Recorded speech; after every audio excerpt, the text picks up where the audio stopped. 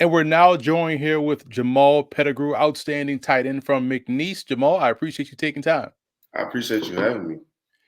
Big fan of your game, man, because I've said this on record. I think you are the best blocker at the position in the entire draft class. And I wanted to ask because we know everyone wants to be sexy. Everybody wants to, fly down the field and catch all these passes. Not saying that you aren't able to do that, but when I noticed your blocking, I was like, man, this dude clearly takes pride in that aspect. Is that something you've always had? And why so are you so in tune into getting these guys up out the paint? Yeah, I think I take pride in every aspect of my game. I've always been a blocker, and I always love, pass catching as well. I played 2 years with Leonard Fournette and then Leonard Fournette. Then I went to LSU where the beginning of my years, it was predominantly a run dominant offense, and then I went to McNeese where it was also a run dominant offense. So I've always had to run block, and that was always something I was comfortable with. Now, if my coach asked me to do it, I was more than willing to do it.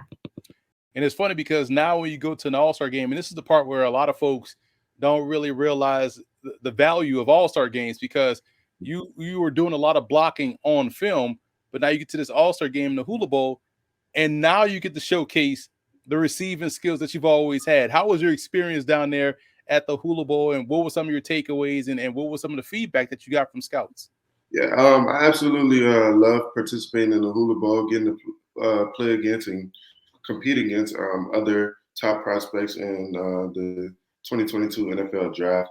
It was one of the best experiences I ever experienced. Being down there in front of all 32 teams, and you know, a lot of teams are down there. Some of the feedback that I got from scouts was, that I'm a good blocker, but they also want to see my ability to catch the ball and run routes, and I think I showcased that. It's fascinating when people always like on the media side they always say, well, he only had so many catches, and I always retort and say, listen, just because you spent a lot of time there, then you got that 1 year at McNeese, what was the reasoning for McNeese being the spot for you, and what did you want to get out that one season? Yeah, it felt like home. Coach Frank Wilson was the head coach. He recruited me to LSU, and so when he called me up, it just felt right, and I felt like it was the best move for me to showcase my talent.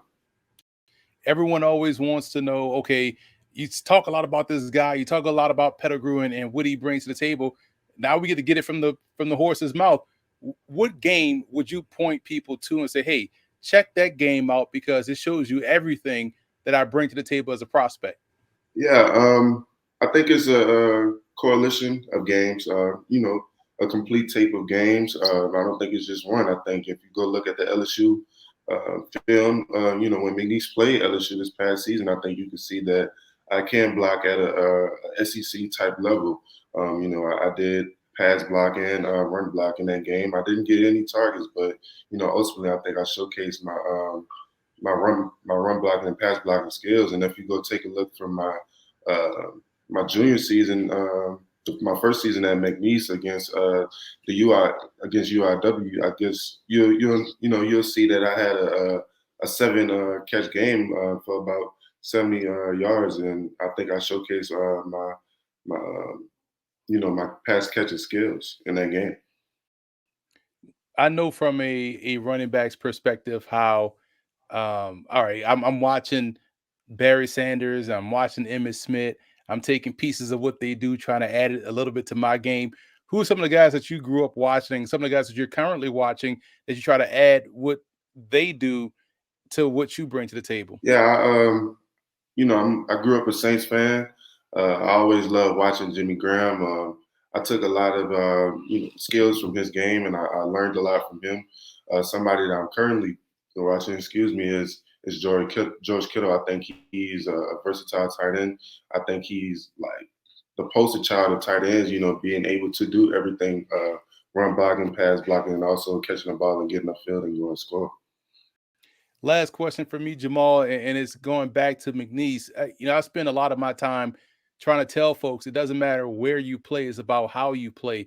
But you played at the Southland, in the Southland. How Mhm. good is the ball in the Southland Conference? Because this year, I think you guys have so many pro prospects coming out that conference. Yeah, I think it's one of the toughest divisions in the FCS. I kind of compare it to like a mini SEC because I think that's pretty much what it is. We had a lot of talent in that conference. You know, a lot of guys that's in this 2022 draft class that's had a good possibility of getting drafted. You know, every day of practice, I had to go against Isaiah Chambers, and he's a two-time player of the year in the FCS overall as in the NCAA, and I feel like the Southland is a really good conference to play in.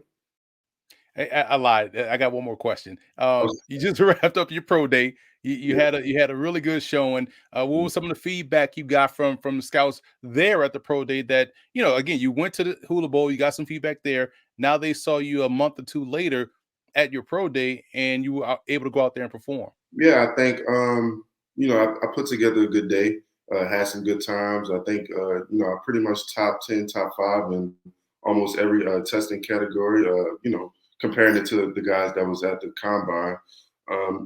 Just some of the feedback that I got from scouts is that I answered a lot of the questions that they had, and you know, everybody's not perfect. There's always something to continue to work on, and they just said, just continue to work on certain things about my game, and I'll be ready for the next level.